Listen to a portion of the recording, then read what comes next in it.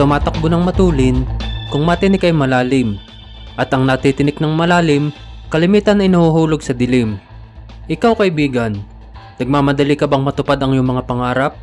Huwag kang mainip dahil ang lahat ay nasa kanya-kanyang panahon at ipagkakaloob yan sa iyo kapag nakahanda ka na. Ano nga ba namang mapapala mo kung mamadaliin mo ang lahat? Maaaring magtatagumpay ka sa simula at magtatamasa ng karangyaan. Ngunit siguradong iisa lang ang magiging bunga nito pagdating sa dulo. Ang pinakamapait na bunga na kailanman ay hindi mo gugustuhin. Halika't magbalik tanaw tayo sa kwento ng taong minsan ang naging anak pawis at nangarap na makapagtapos para sa pamilya, ngunit nabulag sa paggawa ng mga bagay na hindi dapat tinataglay ng isang naghahangad ng matamis na bunga. Dahil sa pag-aakalang yun ang pinakamabilis na paraan patungo sa tagumpay. Ang kwento ni Jose Oison o yung tinaguriang Don Pepe. Pero kung bago ka pa lang sa ating channel, pakipindot na din po ng like, subscribe at bell notification button para palagi kang updated pag may mga bago tayong kwentong kagaya nito. Si Jose Oison ay nakilala rin sa bansag na Pepe. Siya ay nagmula sa Chinatown sa Binondo sa Maynila na isinilang noong mga unang bahagi ng dekada 30. Isa ang pamilya niya sa mga nagpapatunay na hindi lahat ng may lahing inchik ay mayayaman. Sila ay namumuhay lang ng simple gaya ng mga ordinaryong tao. At ang natatanging katangian ng batang si Pepe ay napakalakas ng katawan nito pagdating sa mga palakasan sa kabila ng kanyang manipis na pangangatawan. Angat na angat siya sa kanyang mga kasabayan. Gaya ng karamihang mga bata noon, basketball din ang kalimitang libangan ng mga ito bilang palipasan ng oras. Ito din ang nagpakilala kay Pepe dahil sa lakas ng kanyang katawan, napakagaling niyang maglaro ng basketball. Punong-puno ng pangarap ang batang si Pepe pero hindi sapat ang kinikita ng kanyang mga magulang para papasukin siya sa maayos na paaralan. At siya na mismo ang gumagawa ng paraan para tulungan ng sarili. Nakilala niya si Roberto Oca Sr. na noong mga panahong yon ay aktibo sa pakikipaglaban para sa karapatan ng mga manggagawa at kalaunan ay magiging bahagi ng pagkakatatag ng Trade Union Congress of the Philippines. Nagpa-part-time siya dito upang magkaroon ng pambayad sa matrikula para sa kanyang pag-aaral. Ngunit gustuhin man ng pamilya niyang makapag-aral, hindi pa rin sapat kung matrikula lang ang babayaran mo sa school. Malaking bahagi ng gastusin nito ay nasa pangaraw-araw niyang buhay bilang estudyante. At yun ang hindi nila kayang isuporta kay Pepe.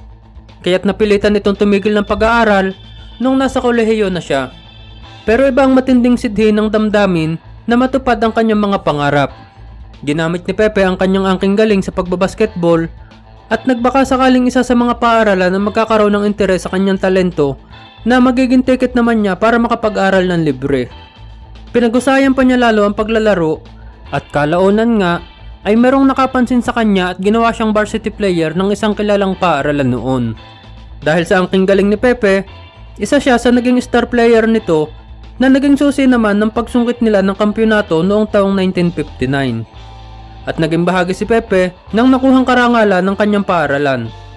Patuloy siyang naglaro dito ng mga sumunod na taon, pero dahil na rin sa kanyang pagkakalulong sa laro, napasama siya sa mga taong hilig pagkakitaan ng basketball.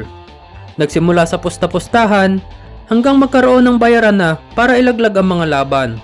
Na nagustuhan naman ni Pepe noong mga panahong yun dahil nagiging easy money ito para sa kanya. Kukunin siya at papakinabangan ng kanyang galing kung pustahan ng labanan. Samantalang binabayaran naman siya kalimitan upang ilaglag naman ang laban. Parehong kabig dito si Pepe at walang katalo-talo. Pero ang mga katangian ding ito ang nagpalubog sa kanyang pagkatao. Patungo sa mas malalim na hukay kung saan hindi na siya makakaahon pa. Dahil naranasan niyang kumita ng mga panahong yun, madali siyang nabulag sa pag-aakalang mabilis nitong matutupad ang kanyang mga pangarap. Hindi lang sugal na basketball ang kanyang pinasok. Sumama rin siya sa mga nagpupuslit ng mga kontrabando sa mga pier sa Maynila na nagbigay naman sa kanya ng mas maayos na kita. Maayos na kinikita na sapat na para talikuran niya ang pagbabasketball noong taong 1965. Nag-full time na siya sa pagpupuslit ng mga kontrabando at kalaunan ay naging malakihang smuggling na at napasama na siya sa mga taong kagaya niya. Milyonaryo na agad si Pepe pagpasok ng dekada 70 at sa pagkakataong ito ibang ballgame na ang kanyang ginagalawan. Nagsimula na siyang pagharian ng mga daungan sa buong Kamaynilaan ng mga panahong ito na unti-unti namang nagpatanyag palalo sa kanyang pangalan. Pero hindi pa rin siya nakontento sa ganun. Ang nais niya ay lalo pa siyang yumaman at patuloy na magpayaman. Pinalawak pa niya ang kanyang operasyong nasasakupan nang makipag-alyansa siya sa mga sindikato ring nakabase naman sa mga pantalan sa Cavite at sa iba pang bahagi ng Timog Katagalugan. At dahil nga sa kanyang katalinuhan o kasakiman, hindi niya pinaikot lang sa smuggling ang kanyang mga negosyo. Pinondohan din niya ang mga sindikatong gumagawa ng pekeng dolyar noon. Nagpatayo din siya ng mga nightclub na nagiging frontline naman ng prostitusyon. Nagpatayo rin siya ng malalaking cockpit arena na umaakit sa malalaking magsasabong at big time na mga magsusugal. Maging ang pagiging supplier ng droga na kumakalat sa mga lansangan noon ay pinasok na rin niya. Nagbigay ito kay Pepe ng napakalaking kita at patuloy pa niyang pinalawak ang kanyang teritoryo sa underworld. At sa taglay na talino nga ni Pepe, alam niyang kasabay ng paglaki ng kanyang kaharian ay kailangan niya ng matibay na proteksyon. Pagpasok ng dekada 80, nagsimula na niyang kaibiganin ang mga malalaking tao sa lipunan. Pinupunduhan din niya ang mga politikong alam niyang mananalo at tinalagaan din niya ang mga naka-uniformeng personalidad. At sa isang iglap lang, nakagawa kaagad siya ng napakatibay na pader na magtatanggol at magpoprotekta sa kanya. At kasabay nito, ang pagsilang ni Don Pepe, na siyang itinawag naman ng mga taong nakikinabang sa kanya. Wala na makapalag kay Don Pepe noong mga panahong yun at nakakapagpalusot siya ng mga kargamento saan man niya naisin sa loob at labas ng bansa. At ang lahat ng kanyang mga illegal na negosyo ay patuloy na lumalago ni wala man lang mga has na salakayin ito kapag nalalaman nilang kay Don Pepe ang mga kontrabando. Siya ang naging pinakamalaking tao noon sa underworld at pinagharian niya ito sa mahabang panahon nang walang kahirap-hirap. Dahil tinatapalan niya ang bibig ng mga tao para hindi na ang mga ito mga pagsalita at tinatakpan niya ng pera ang kanilang mga mata upang patuloy silang magbulag-bulagan. Pero noong taong 1985, merong journalist sa katauhan ng isang Tim Olivares ang nangahas na isiwalat ang kabulukan ni Don Pepe. Siya lang ang natatanging nanindigan noon at naglakas loob na ilabas ang katotohanan. Inilathala niya sa kanyang Bataan newspaper ang mga illegal na gawain noon ni Don Pepe at ang mga protektor nito na mga nasa posisyon sa gobyerno. Kahit alam naman niya magiging kapalit ng kanyang mga ginawa. At gaya nga ng inaasahan, pinaikli lang niya ang kanyang buhay. Kahit paanong pag-iingat ang ginawa niya, hindi pa rin siya nakaligtas sa lawak ng galamay ni Don Pepe. Unang araw ng Pebrero taong 1985 pa rin, dinukot si Tim Olivares ng mga tauhan ni Don Pepe. Hindi pa man siya nagtatagal sa pagbanat at pag-expose sa mga illegal na gawain ng mga ito. Tinorture nila ito at dahan-dahang pinatay. At ang masaklapan nito, tinadtad nila ang katawan ng journalist at ipinakain sa mga isda sa baybayin ng Cavite upang walang maging ebidensya. Pero hindi lahat nakain ng isda. Merong bahagi ng kanyang katawan ang naanod at natagpuan sa pangpang na sapat na para makilala nilang si Tim Olivares yun. Nagkaroon ng paglilitis na nagdidiin kay Don Pepe at sa mga tauhan nito.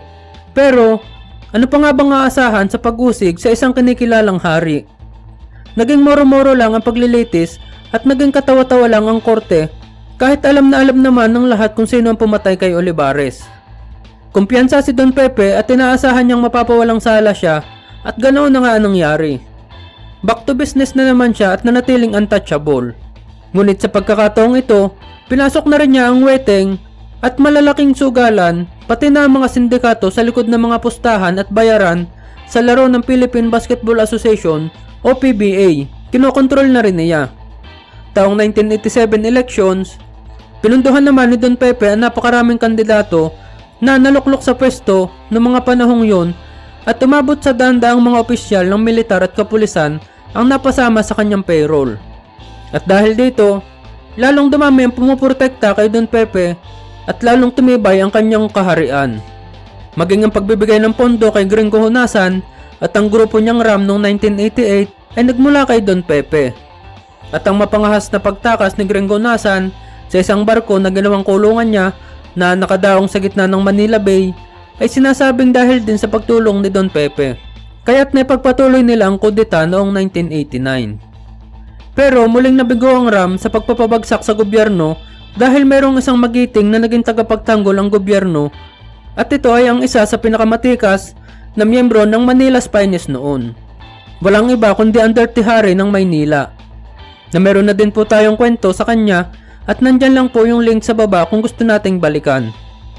Pagkabigo ng kudeta, naitalaga si Alfredo Lim bilang direktor ng NBI noong Enero taong 1990. Sa kanyang panunungkulan, alam niyang malaking isda si Don Pepe na kailangan niyang mapigilan dahil noong mga panahong yon, ang Pilipinas ay sentro na ng kalakalan ng droga sa buong Asya at dito ay binabagsak ang karamihan na nagmumula pa sa Amerika at sa Europa na nasa ilalim naman ng pamamahala ni Don Pepe. Alam din niyang hindi basta-basta ang banggain ng isang Don Pepe dahil nasubaybayan niya ang lahat ng kilos nito hanggang sa mga koneksyon mula sa matataas na opisyal ng gobyerno at kapulisan. At yan ang napakalaking problema ng kabulukan ng sistema ng ating bansa ayon kay Direktor Alfredo Lim. Kaya't halos wala siyang nakikitang paraan para banggain ng isang Don Pepe. Samantalang noon ding mga panahong yun, nagkaroon ng crackdown laban sa mga korap na opisyal ang gobyerno at pinangunahan ni Senator Ernesto Herrera ang kumpanya kontra sa mga korap na ito. Nagkaroon siya ng malawakang investigasyon at buong tapang niyang ibinulgar at pinangalanan ang mahigit 100 opisyal at individual ng pamahalaan at militar na nagbibigay proteksyon sa mga drug lord, gambling lord at sa lahat ng sinasamba nila para lang sa pera. Death warning ang itinawag niya sa kanyang napakahabang listahan ng mga drug dealers at protector ng mga ito.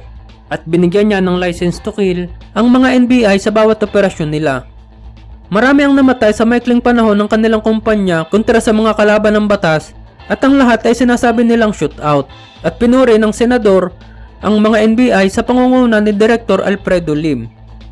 Ika-17 ng Marso taong 1990 pa rin, merong mahigit 50 kilo ng heroin na nakalagay sa 2 golf bag ang nasabat ng NBI agent sa airport sa Maynila at napag-alaman nilang si Don Pepe ang nagmamayari ng nasabing bag. Magalang nilang kinausap ang drug lord at inimbitahan sa kanilang opisina para sa ilang katanungan. Alam nilang untouchable ito, kaya ganun na lang ang pagtrato nila kay Don Pepe. Samantalang si Don Pepe naman, dahil sa kababaang loob na ipinakita ng mga ahente ng NBI, ay di nag-atubiling sumama. Dahil maliit na bagay lang iyon sa kanya at kayang-kaya niyang lusutan kaagad sa lawak ng kanyang koneksyon. Isang tawag niya lang, sa mga nasa ilalim ng kanyang payroll, ay lalabas kaagad siya na parang walang nangyari.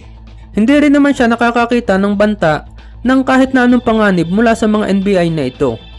At dahil dito, magalang din siyang tumugon sa mga ahente ng NBI na muli namang nakiusap sa kanya na doon na siya sumakay at sumabay sa kanilang close band na dala kasama nila.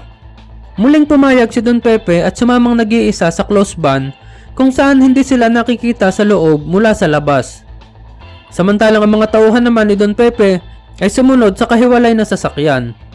At sa kanilang paglalakbay patungo sa opisina, tuluyan ang nahulog sa patibong si Don Pepe. Alam ng mga NBI na walang kahirap-hirap na pinaglalaroan lang ni Don Pepe ang batas at sa dami ng kanyang pera ay imposible na silang maipakulong ito kahit pa paulit-ulit nilang hulihin.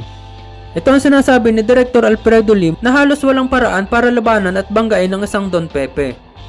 Pero nung mga sandaling yon, sa loob ng madilim na van kung saan walang koneksyon sa labas si Don Pepe at walang magagawa ang kanyang mga kayamanan, 2 tingga kaagad ang bumaon sa kanyang ulo mula sa mga ahente ng NBI. At walang kaalam-alam ang mga alalay ni Don Pepe na itinumba na pala sa loob ng sasakyan ng kanilang amo. Ang pinuno ng mga NBI sa loob ng close van ay si Robert Barbers, na umani naman ng napakaraming karangalan sa buong panahon ng kanyang karera bilang alagad ng batas. Naging congressman din siya at senador kalaunan. Naging malaking balita ang pagkamatay ni Don Pepe noon, ngunit napuno ng kontrobersyal. Dahil ayon sa pahayag ni Director Alfredo Lim, ay nanlaban si Don Pepe at nangagaw ng baril sa isa sa mga ahente nila, ngunit wala namang nakikitang bakas ng pangaharas mula sa kanya. Ang iba naman ay sinasabing pinatahimik na daw nila si Don Pepe dahil natatakot itong isiwalat ang lahat ng sangkot sa kanilang sindikato dahil napag-alamang kukunin nila Senator Herrera si Don Pepe mula sa NBI upang dalhin sa Senado at maimbestigahan. Pero ano pa man ang totoo dyan, isa lang ang malinaw. Ang lahat ng gawang masama ay may karampatang parusa. Magtagumpay ka man sa ngayon, pero magwawakas ka pa rin sa paraang di mo gugustuhin. Wala namang masama ang mangarap ng mataas. Huwag mo lang mamadaliin ang iyong pag-abot dito. Walang shortcut sa pag-asenso, kaibigan. Pagtiyagaan mo ito at wala nang tatamis pa sa tagumpay na pinaghihirapan. Maraming salamat sa iyong pakikinig, kaibigan. Hanggang sa muli. Paalam!